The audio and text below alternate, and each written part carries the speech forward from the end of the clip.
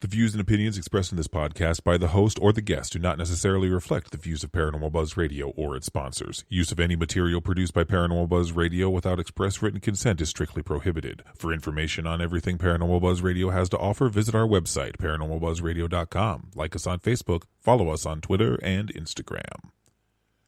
Listener discretion is advised.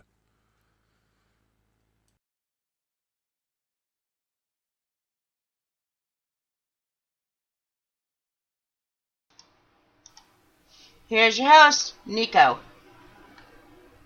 Good evening, everyone, and welcome to the Paranormal Report. Tonight's episode is going to be about paranormal equipment. Yay. Let's start with going around the table and just saying hey to everybody. How you been, Shane? Oh, been doing good. Just making it through life best I can. What about you, Kat? What's new? Not much. Usual every night at Edinburgh Manor, and caught a really cool lightning storm out there the other night. It was fantastic. Wow. Yeah, you got a really good picture of that. I loved it. That's awesome. Yeah. How about you, Michael? What's new, my friend?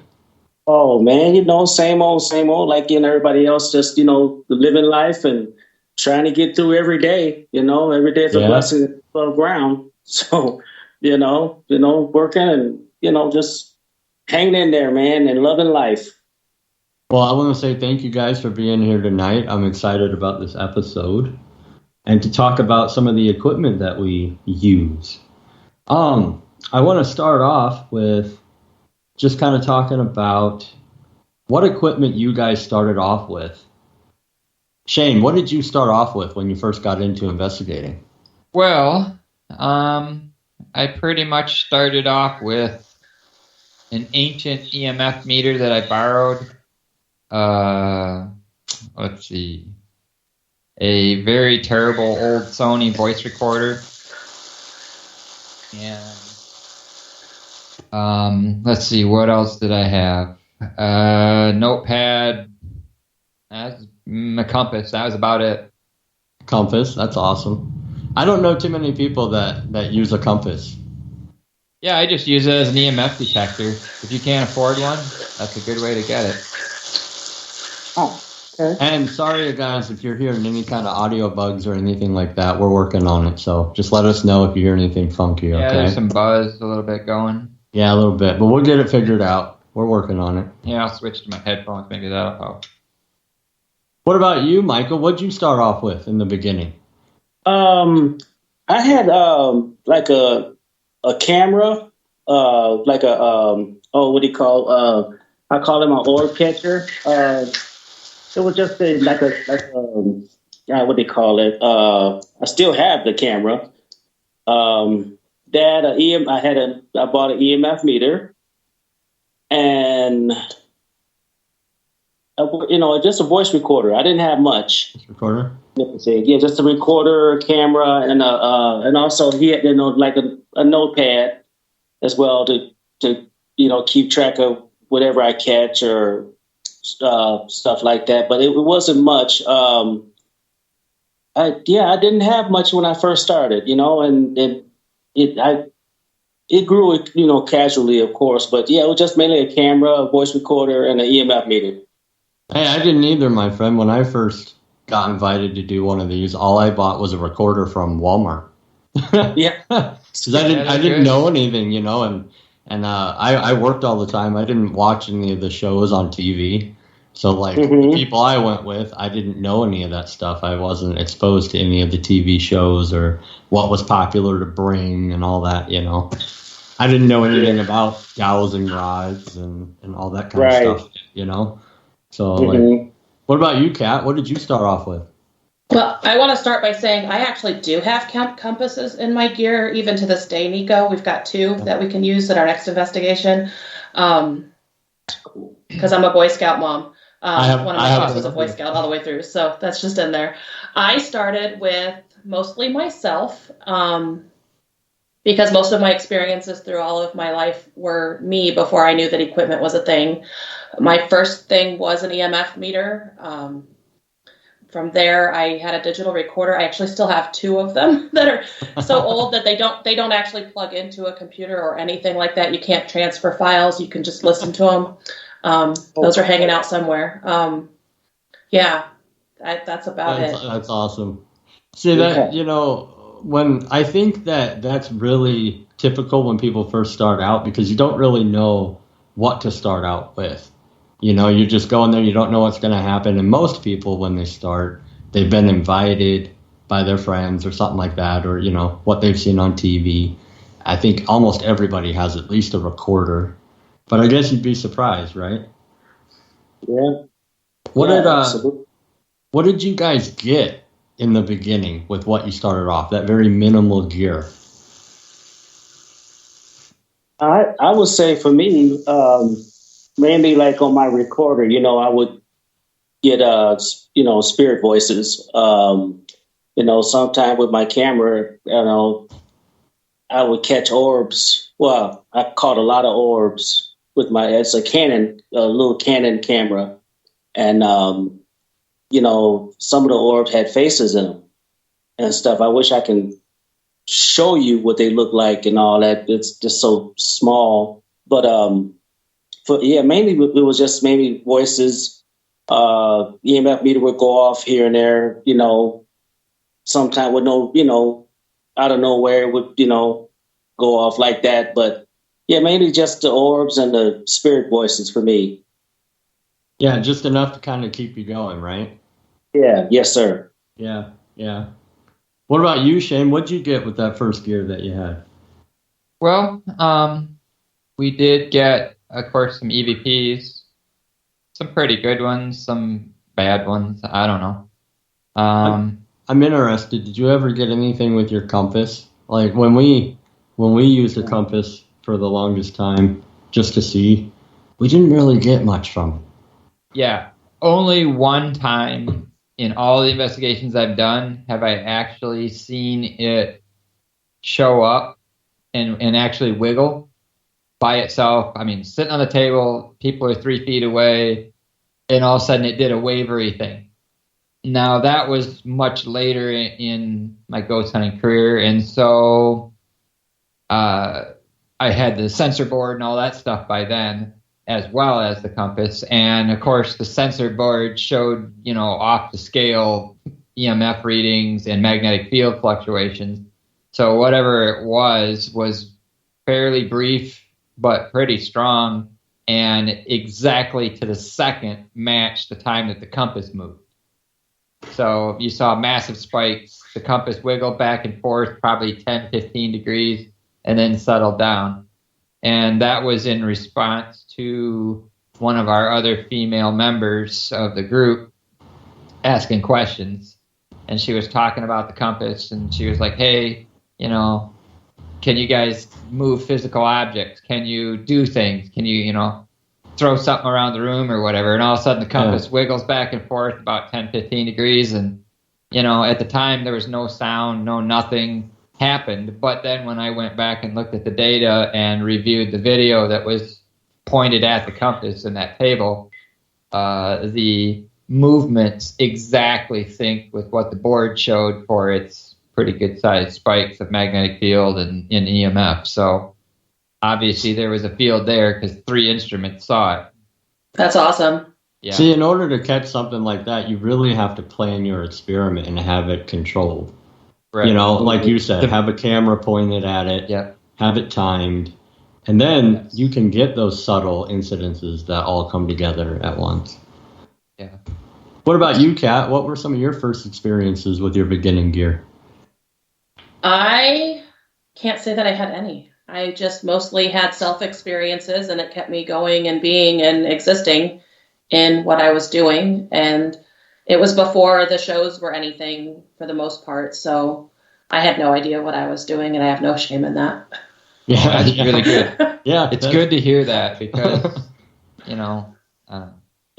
Yeah, I get exactly what you mean. Like that's what I like about Kat is she's not one of those who's really flashy about her abilities or claims anything in any indifferent kind of way. She's like, I'm figuring it out. I know what I know is true to me, and I'm not trying to push it on anyone else. That's a big deal. That's cool. So I want to talk about how has your guys' gear changed in the years going forward since your first investigations?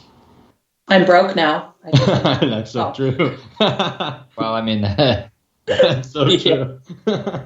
Even if you build it yourself, you're kind of broke. I mean, yes. Don't get me wrong. Building it yourself keeps the cost down. Yeah. But then you have to tinker around more, and you end up buying many of them to tinker around. Oh, yeah, true. Like this weekend, I discovered in those music boxes that some people have.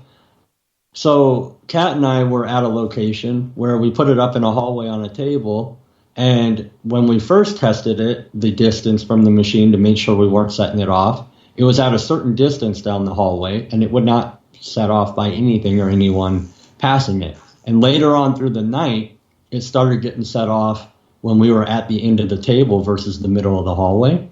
And I had to know why. Some of those devices actually have self-calibrating chips in them that will change the distance after a certain amount of time has passed. So you can set up an experiment and you can test it at a certain distance, but throughout the night, you have no way of knowing if that chip is self-calibrating or not without testing it.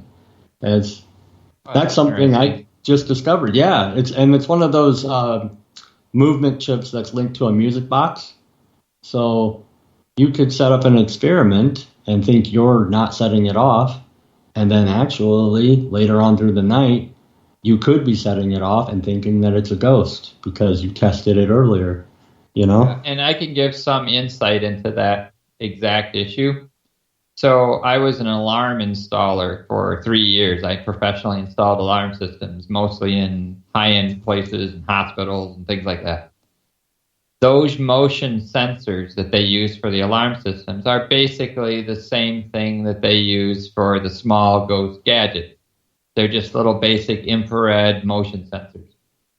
We have found that temperature and the level of the batteries in them have a vast change in how sensitive they are. Because by law, especially for hospitals, we're required to set them at certain sensitivity levels, and then we have to calibrate to make sure, it moves, so many feet, this sensor will see an object this big, blah, blah, blah. And so we go through all that, but then you come back even an hour or two later, and you realize, it's way more sensitive than it was. Well, as soon as the electronics get power, they start warming up, and so the interior of that little infrared sensor warms up. Well, infrared is what it's looking for. It's looking for a heat signature. Well, as it gets warmer, it starts getting more and more sensitive to the other heat around it. And so they become more sensitive than they need to be, and you end up turning them down. The other thing that happens is devices that are battery powered. As the battery voltage gets lower and lower and lower, the sensors often either adjust their gain or they simply don't function normally. And so now it either becomes really, really sensitive or it won't see anything if you're 3 feet from it. It's a thing. So especially with battery powered devices, it's very hard to do a controlled thing. And sometimes I've even went so far as to find a wall wart of the same voltage as all the batteries add up to and hook the wires to the battery terminals, and so it gets an absolutely steady amount of voltage all the time. Now, of course, obviously you have to plug that in, so that might be annoying in a place where you don't have power, in an abandoned building or whatnot. But for places like homes and businesses and things that have good power, I have noticed the consistency of those devices and what they capture to be significantly more. Yeah, and that's an important thing to talk about because it rules out some false positives in equipment. If you don't know that information or actively try to test for that when you're on an investigation, you will think it's something paranormal when it's not. It's really just normal for the equipment. Right. But, I don't think a lot of people think about it in that depth, and there's so much to really consider when we're going to these places and the conditions that we're going to them in, and also how the human body interprets things in those conditions, on top of all the malfunctions that can happen with equipment. So yeah. And another quick one with the infrared devices, because they seem to be really popular, is they are looking for the difference between the heat of the object, which is you, and the background, walls, air, whatever else is in the room. A lot of times they're set up such that a certain amount of heat is required. Now, when you go to a location and it was sunny and warm during the day, and you get to the location and it's sunny and warm and the room is warm and everything's pretty nice, your heat doesn't look as different as it does 4 or 5 hours in the investigation. The sun has went down, the building's cooling off, the air is getting colder. Now your body looks bigger and closer to that sensor because it's comparing your heat to the heat of everything around it. Well, if the heat of everything around it is colder, the temperature's falling, you will be picked up from vastly more distance than you would have been when it was daylight and warm and you were still there. So that's another thing that I've seen change. And I see these changes on the board because obviously the board is not immune to it, but it's logging the readings every second. So you can actually see the sensitivity change. You can see the voltages drift. You can see the sensor getting, more and more sensitive as the room gets colder. So that's another thing to watch for, with the music boxes and the other motion activated devices. How hot was it when you put it down, and how hot is it now when you're starting to get all this paranormal activity? Well, and two, I think that it's not good to focus on any one piece of equipment. Absolutely. You want to get a correlation of things happening at once. So if you're going to do an experiment, try to have multiple pieces of kit out, which most people do. But when I was starting out, I know a lot of people, some people didn't show up with any equipment at all, and they were self-validated, which, there's many different forms of equipment and investigation, but having all of that knowledge, to me, I think is very important. And it gives you a headache until you figure it out, Yeah. Like, when you see all these different fluctuations and you're going, well, okay, why is that? What's it different? Why? I mean, that bugged me until I researched it this weekend. Well, it seems so natural because, you first get to the investigation, you put out all these little motion sensor gadgets, and at first nothing's happening.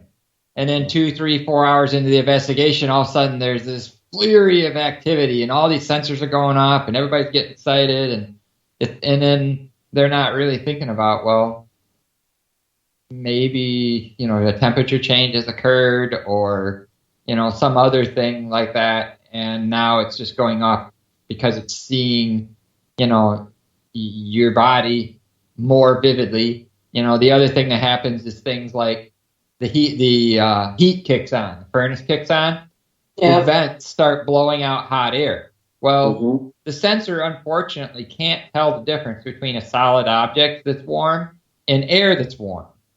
So all of a sudden you got this invisible whisk of hot air coming through the room, and the sensors are going crazy, and you're seeing the temperature rise, and you're seeing all these things, and then you realize, oh yeah, that's happening about every 12, 15 minutes. Well, that's because the furnace is or someone farted.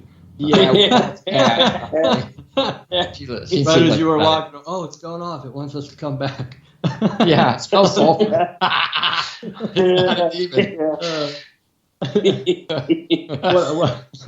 was bad, sorry. Squeeze them cheeks. Let that out. That's funny. What I've also seen, though, too, in that fluctuation without that knowledge is people who are investigating will begin to rationalize what's going on based on the time and the atmosphere of the location. So if a piece of equipment does, say, start to act up later in the evening versus in the beginning because of heat or because of it calibrating itself or some kind of internal change, they'll say something like, oh, well, this must have been around the time that this would happen, so that explains more activity now. Yeah. But, and I'm not saying that can't be true too, because there are some things that are going on at certain times and locations. Temporally related items. Yes. It's just another thing to think about, because it can be very easy to self-validate without that knowledge of the equipment. Right. Mm-hmm.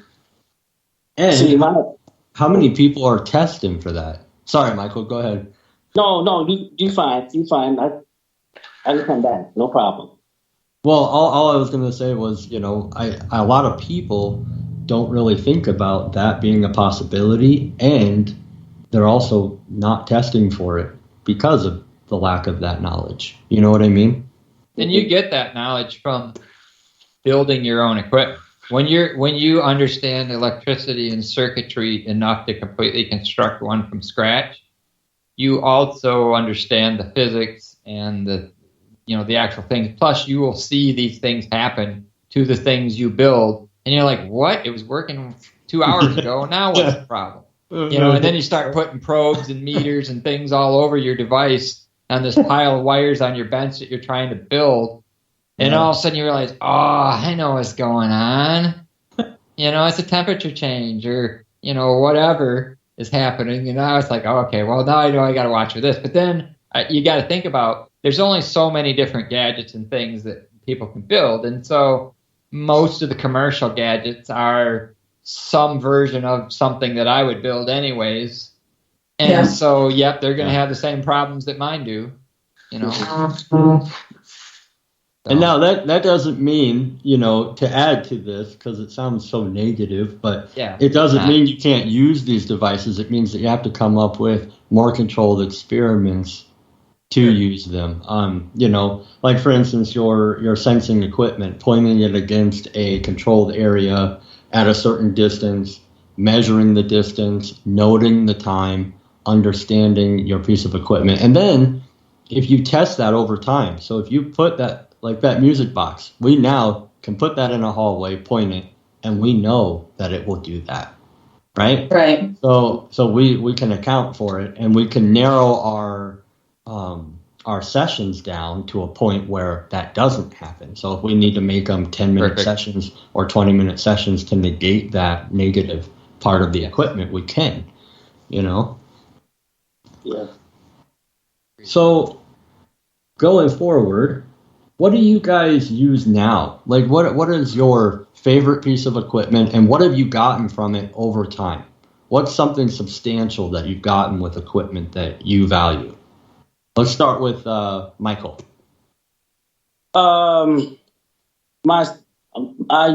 use a lot of my spirit box, and I also use like these little cat balls right here. I don't have like the so-called much expensive or the big electronic equipment. I just mainly use myself, my camera, my spirit box. When I first got my spirit box, I used it here and on campus where I live at right here in these apartments. And there's a guy that I used to work with. We were both, really good friends, and he had a lot of trouble going on in his life and everything, and he shot himself and killed himself here in these apartments over here. And so I went downstairs one night, and I thought I'm gonna just go ahead and experiment with my spirit box. It's this, and this is the old one right here that I had. Oh yeah, that's a fancy one. Yeah, I got this one right here, and so I took it downstairs, and I went to this atrium area, and I turned it on, and I just started asking the questions, like, is anybody here with me? Can you tell me who you are? Stuff like that. But a guy that passed away here, his name was John. And it came through on my spirit box, this is John, and, we were geeks. I'm a big Batman fan and stuff like that. We used to talk about comics all the time, and so as I was asked it, I said, hey, John, how are you? I mean, you remember us talking about, like Batman or superheroes? And it goes, yep.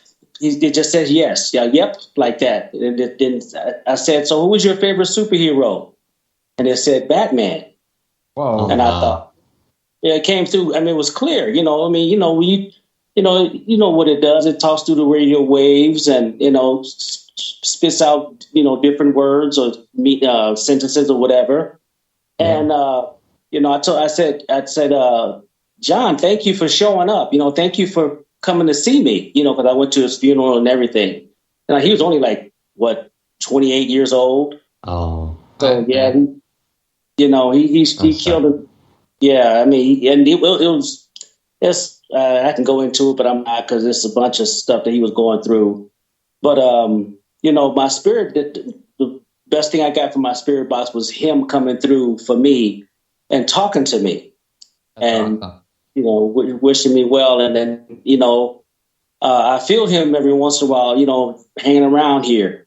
That's cool. I saw him one night sitting in a chair. I mean, it's, but that's what I got from my spirit box. I think that has a lot to do with personal connection, Yes. That's really cool. It's sad, not that, you know what I mean. Yeah, I know. It's I get it. Yeah, absolutely. But it was very strong, and it I mean, of course I've taken it on other investigations, and I got, they told me to fuck off one time. Yeah, we've had those. I think we've all gotten stuff on it that we know isn't on the radio, Correct. Yeah, many times. when it tells you to shut up or go away. Yeah, get out. Yeah. Yeah. What about you, Kat? Well, I'm going to actually agree with Michael, because I am 100% Spirit Box is my favorite piece of equipment. I actually have a custom one. It's a ghost box that's built by a guy out in California named Rob Hernandez. It is my favorite because it cancels out the white noise. Yeah. I generally am skeptical when we have one syllable words come through, because there's a very good chance it could be a piece of a word. But when you have sentences come through the dang thing, that's a lot harder to explain, especially when they make sense to what you're asking. Obviously, a lot of you guys know that I do tours at a location, and we have a spirit that is in the first floor men's wing of the building, and his name is Jerry. And I talk about Jerry on every single tour, and I usually bring the box with me. And I can't even tell you the number of tours where I've been talking about Jerry, and then a man's voice will come through, and I'll be like, oh, I didn't catch that. Who are we talking to? And on tour, in front of 20 people that have never been in the building, more than once, I've had it have it reply with, it's Jerry. And people are like, that's awesome. So where's the guy sitting that's ready to say that through your little device? Yeah. Because that's, too accurate. And I've even had it happen with people that are investigators that understand the equipment. And they're like, it really just said that it's Jerry. And I'm like, yeah, he's here. He talks to me all the time. And, without that device, I wouldn't be able to have those experiences. And I know that's more experience than it is provable data and all of the things that we talk so much about. But I'm way into this for the experience. So for me, that's huge. Yeah. That is huge. That's awesome. And, you visit that location so often that I really think that you are a part of it and you have a connection to it, and that's why maybe they come out more around you. You know what I mean? What about you, I hope so. What do you what do you favor? Well, pretty much for the most part, partly out of convenience, but partly also out of just the amount of stuff. I usually use my complete sensor board most of the time, because it replaces basically an entire van full of equipment. It fits in one little Tupperware box. Yeah. So I bring that in. I bring my laptop and a camera. That's an interesting sound. Sorry, guys. There we go. It's not from me. I didn't even hear it. Yeah, I don't know. I think Kat's audio port might be bent. Because she got new headphones, but she said when she wiggled her headphones that it got better, and so I think Sounds it's good her. now. So Yeah. Anyway, please continue. So, anyways, basically, the nice thing about this sensor board is it's recording 26 parameters every second with a date timestamp. So we'll have the board, we'll have a video camera that's dedicated to nothing but watching the board and the room around it, partially to make sure there's no tricksters, but also partially if I see some kind of data or whatever, I can go back to the video and say, hey, what else was happening in that room? And then, of course, it has audio with it, too. So I got, really good audio. I got really good high-def video, and I got the board. The other thing that's kind of nice is automated investigation. So literally, I will set the laptop to play a pre-canned PowerPoint presentation with the words on the screen, the images on the screen, whatever it needs to be to go with that presentation. And it literally goes through an entire EVP session with no humans present. So literally, I will put it in a room, I'll put the cameras on it, I'll turn the laptop on, I'll start the presentation, I'll shut the door of the room and go either in the other part of the building or go out for lunch or dinner or whatever, and just let it be by itself with the presentation, and the presentation will just randomly run anywhere between 10 minutes and an hour. It will just start a presentation and go through it. And it's got a couple, 2, 3 different ones to pick from. But what you will find, because that presentation is perfectly synced to the board's data because it's on the same computer, that the entities will actually do the things that the presentation tells them to do. It'll be like, okay, if there's an entity present, can you change the amount of ions in this room? Or can you cause static electricity? Or can you change the temperature? Or some random parameter, radiation, whatever. You will find that when no humans are present, nobody's even on the property, that you still will get direct, immediate answers in data at the exact time that the question was answered. Because the presentation actually asks the question and it says, after the beep, do this after the beep, you have 30 seconds. It actually says that. And then you hear the beep, and then there's 30 seconds of silence. And then it starts the next question. During that 30 seconds, you will see a lot of times, especially, at known, active locations, you will actually see just during that time, those specific sensors being set off or changed. No humans are there, no people are there, nothing is there. It's just a computer and some sensors and a PowerPoint presentation. Now, see, what's important about that to me is that it takes away the environmental change potentially being created by people being there. Because there are studies that show simply by people being in an environment together with a united belief, you can in fact possibly affect the environment or possibly equipment in the environment. So we get psychokinesis from a lot of times. So many people want the thing to happen that it does. There are studies on that. They actually have pieces of equipment. They've done controlled studies where they will tell a certain amount of people what the equipment's capable of, and another certain amount of people a different thing that is not true that the equipment is capable of, but not actually capable of. And if enough of them actually believe that it's capable, it sometimes will happen.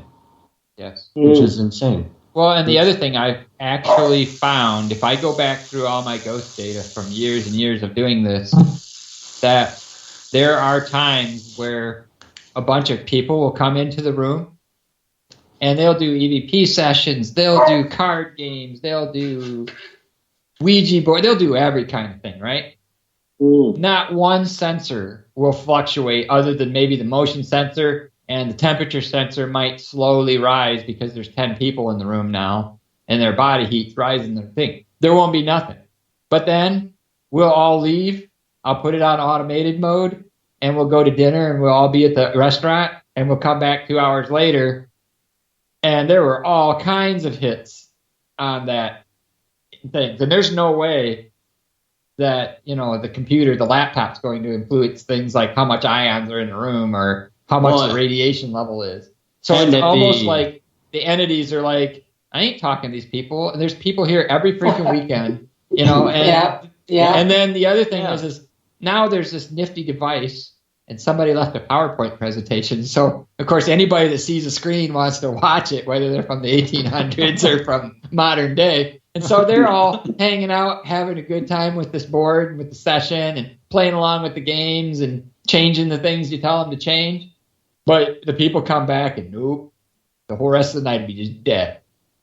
Well, I've seen this more than once at different locations. We've proven that too with just the random stuff that we do while we investigate, because certain locations are more active for certain people or certain genders as well. So you'll notice that they do get to know or favor certain people. And I've had experiences where, just being African American and going to some of these locations. I mean, some of them they've never really experienced, or talked to people of color. Yeah, that's bad. What was that one that we went to together? Remember, we were up in the attic. I don't remember what that place was, but I thought it was it Malvern? I think it was Malvern, because people were saying that it was a racist spirit and they were leaving it like cigarettes and alcohol. Remember? Yeah. We went up in this little tiny attic together, and that was the first time I experienced paranormal racism. Your cup is awesome. Yeah. Oh, thank you. Yeah. But we already knew it's okay. Yeah, I mean, I experienced, because I've experienced it. It was in Malvern, and then that one place in it's further south from Iowa City. It's a hotel. I can't. Oh my goodness gracious! It was part of the. They were helping the slaves come up from the south. Mason House Inn. Oh yeah, Mason Inn. Mason Inn, yeah, Mason Inn. You're welcome. Thank you, I appreciate that. But yeah, I mean, it was. I mean, to me, I kind of use that sometime because, that they haven't experienced that. Back in those days, everything was, segregated, or, we were servants and stuff like that. And so I use my skin color to get some answers, get some reaction and stuff.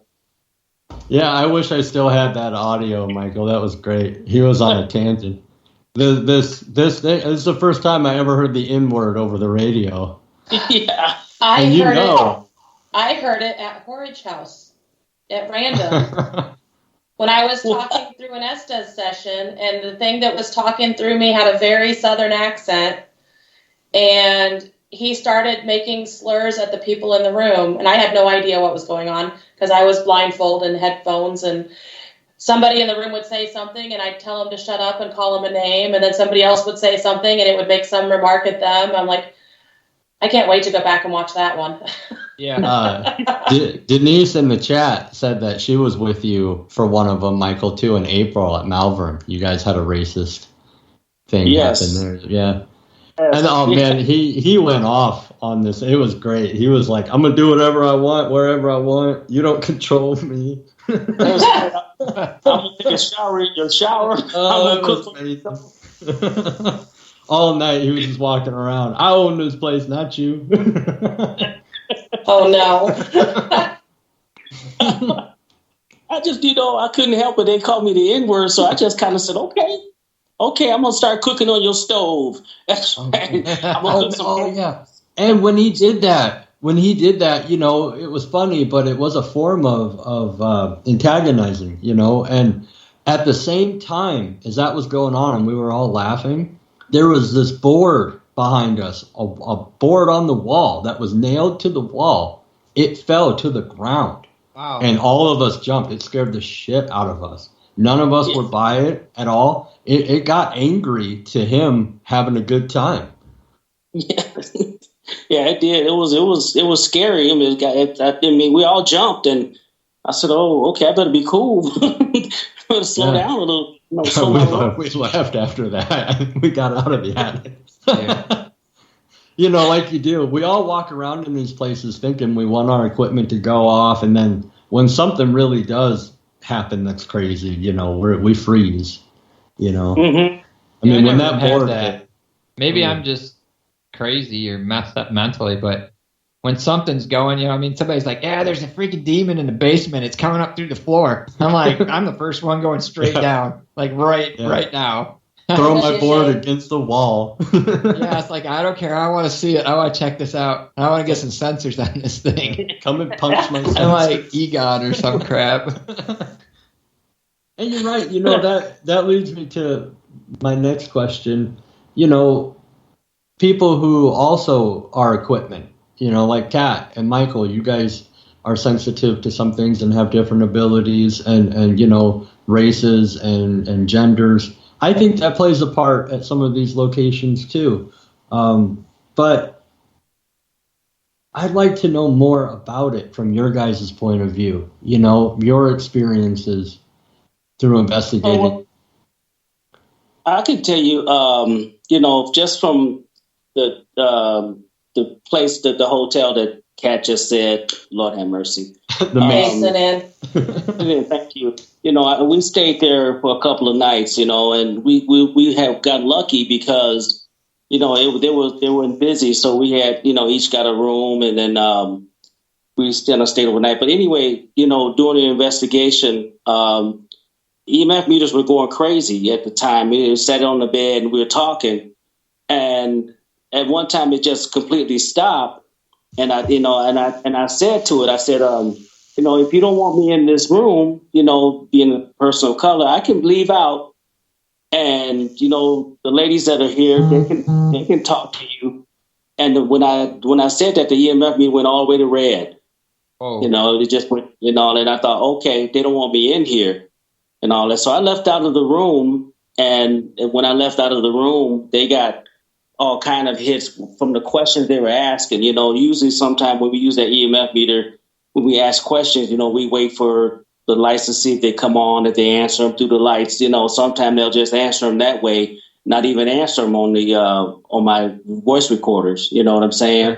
Sometimes just use those lights to just answer questions. And so I got out of that room, and I went down the hall or whatever, and they just continued to have their questions answered, and they were hearing footsteps, bumping noises and stuff like that. And, but for me, when I use my race and everything, sometimes I get quite a bit of experiences. I've been tugged, I've been pushed before and stuff like that. At Bobby Mackey's, I got touched there, because that's a country music bar. And so, I was in the basement there, and, somebody grabbed my shirt and tugged on my shirt there and everything. And so, it depends on the situation or the location where I'm at, what I get, of course. I mean, with everything else that everybody else gets too. But, at times my race of being African-American, that has helped me get experiences. Awesome. That's the truth. I love it. I mean, I have no hard feelings about it because, way back then they didn't experience that. They didn't associate, so I make them associate with me. Yeah, there you go. Well, and like Denise says in chat, it's kind of funny. I mean, apparently you guys had a good time. I know we did when that happened. It was hilarious. It made for a really fun night. It livens up the investigation a bit. You know what I mean? Yes, sir. And I'm gonna keep on using it. Where I go, I'm gonna keep doing it and stuff because I want to know. I mean, I love history. Yeah. I love places like these that we go to, and if I can use any kind of advantage that I can have, I'm going to use it. you know. What about you, Kat? How do you differ from you as a piece of equipment versus the physical equipment that you own? Have you ever, I mean, I know I have in the short time I've been investigating with you. I've seen some incidences where you're able to call them out right away. Are you able to feel when something's going to go off or when something's in the area or how it interacts with equipment sometimes? It's more than just a feel. I have this weird connection to energy that sometimes I feel things, sometimes I see energy, which doesn't make sense for most people, where I actually might even see like the ripples in the room being colors or other motions and things like that. And I know that sounds really weird to people that don't experience it. I see a lot more movement and shadows and just directions of energy just when I'm in an open state that I don't usually say anything about. So I guess I'm not really using my abilities for most people because I think that most people are going to think, hey, she's losing her mind. I like to be able to validate with equipment also. So if I'm experiencing something, I need something else to validate what I'm getting before I want to full on share what I'm getting. And I don't like being a open influence with just what I'm getting if there's nothing else to confirm it. So I know that's different than most people that are sensitive, like to pursue things, but I like to be like an extra support. I might walk into a building and be like, hey, I really kind of feel like we should go to this room, but I'm not going to necessarily say, oh my gosh, I'm getting this and you need to go and investigate because of this. I leave it really vague for my team because we have such a mix of people and levels of energy, and some are intuitive and some are not. And I'm more about everybody getting to have their experience than I am about me sharing an experience that I can't validate. So it's just a very interesting state to be in. And I've been fortunate enough to see that firsthand. And we've done a couple of experiments with that, like the one we did at Granger House that worked out beautifully. We were doing an experiment at Granger. I didn't tell her anything from my past documented experience there that I know is repeatable because I've been there so many times. And then she told me just what she was feeling in the room at random times. I'd say, Kat, what do you feel here or there? And I kid you not, pretty much 100% of the time, every time she told me she felt something in a room or in a certain area, we would have equipment go off in that area, or it would move around the Granger House as I moved around the Granger House, testing the experiment. It was very, very good data, for lack of a better word. That's So, powerful. you know, having those abilities come together with the technology is wonderful. Mm-hmm. And you're all mine. No, I appreciate that, Nico. I appreciate that. But yeah. No. Go ahead, buddy. What were you going to say? No, I agree with Kat. I mean, you know, there's things, you know, like there's times that, you know, I see spirits, you know, and it's not like it's all the time, but like, you know, especially where, you know, I work third shift, you know, where I work at. And there's, I seen old doctors in old uniforms and, you know, nurses and, you know, clients and stuff like that in spirit form. You know, because working third shift, sometimes people die on you. I mean, that's just part of what I do. And I've, you know, I totally understand what Kat is saying, you know, that you see things and and the thing about where I work at, because I want so bad to investigate and do an investigation, but they won't allow me because it's still a working hospital, you know, but. Well, I wonder, so with that ability, Michael, have you ever seen anything in all the time you've been doing this specifically around, specifically around the equipment as it goes off? You know what I mean? So like when a sensor goes off or your radio goes off, let's say, for instance, you get something over the spirit box Do you see energy around the spirit box or anything interacting with the box itself? Not all the time, not all the time. I have seen it before and stuff, especially around, let's say, for instance, my EMF meter.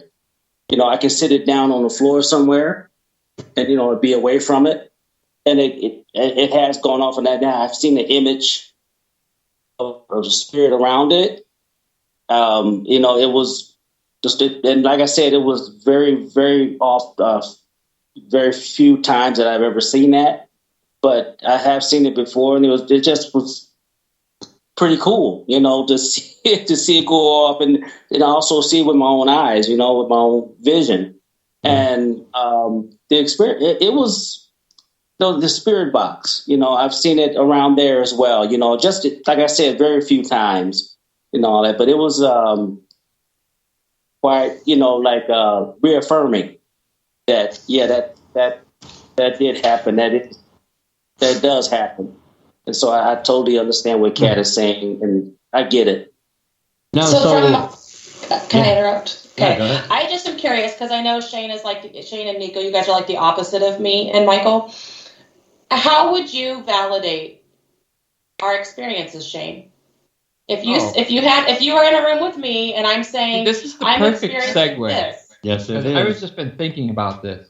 That's the way I wanted to go with it. Yeah. So I would like to actually use Kat as an instrument. Oh. Don't tell my husband that.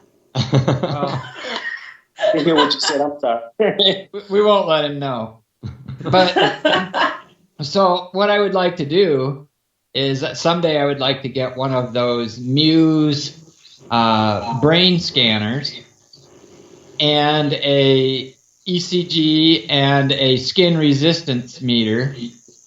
Okay. Hook her up, put the helmet on, measure her theta and beta and alpha waves, and then have her just go about her normal ways of ghost hunting, and then data log all of that and see, because the thing that happens is those instruments, because they're peering at your brain, your heart rate, your skin resistance, can tell subtle things about the human body that you might not even realize yourself is happening.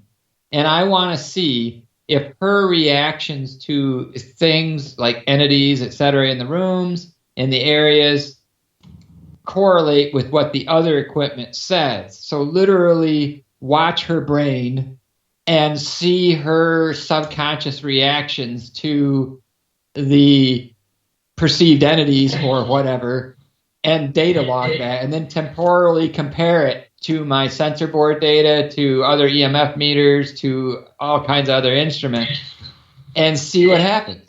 I want to know the reactions. Now, one thing that's kind of neat, because I've done some pretty in-depth study of this whole phenomena, and I've read some pretty heavy-duty research papers on, from psychologists and psychiatrists and parapsychologists and all these people, that a lot of times there is a very distinct brainwave difference between what a person, if they perceive something, it'll show up one way.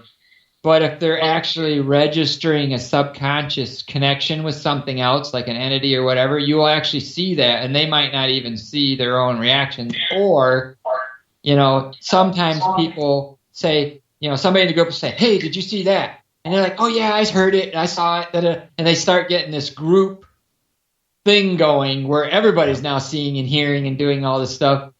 But then when you look at the brain waves, they are not the same brain waves that happen when you're just sitting there and all of a sudden you have an intuition or I feel something weird or something touched me, or those are very distinct. So what I'm saying is you can tell the difference between somebody that's really honestly getting something and somebody that's just going along with the group flow. Right. And so literally I want to turn a cat into an instrument. I know you do. And see, I have all of that equipment, and I have something that reads your brain waves, and I've downloaded and hacked it so that it'll actually read different waves and sync to the board as well. But what I've realized over time in doing some of this is sometimes too much data is too much data. Like, I mean, I love my data, don't get me wrong, but I really like controlled experiments. Here's where I differ in that part. Because I don't analyze the data myself. Yeah. I have a computer program that can look at gigabytes of data and in 5 seconds be like, oh yeah, these are all the good points. These are all the things that correlated. These are all the things that were together. You know, so give me as much, millions of points of data, as much data as you can possibly store on a hard drive, and I'll be happy. Well, and what it does, measuring it that way, because we can do it without measuring it at all, and we have a couple of times now in the Granger experiment that we've been talking about. But you need that information to present it to someone to make changes in the paranormal community. Without that documented information, nobody cares. Yeah, and if we're starting to get she said. Muse readings, especially if like Kat was like blindfolded and like, he's assuming I have brainwaves. That's where I'm stopping us right now. Oh, yeah, we don't even know how to know. That's where it really gets scary, Kat. There's like, you'll end up in a room connected to machines, and the government. It'll be a symbiotic relationship. You'll be just fine. But see, the thing is I would like to put her in the Estes mode. Yeah, where that's my favorite. She's blindfolded. She can't hear. She can't do anything. Sense the room. So all that would really leave is the spiritual presences, because they aren't going to care about those things. Then I want to data log her brain and then compare that to the instrument reading. Don't worry, I won't let them get to you, okay? Okay, Kat, we do really love you, actually.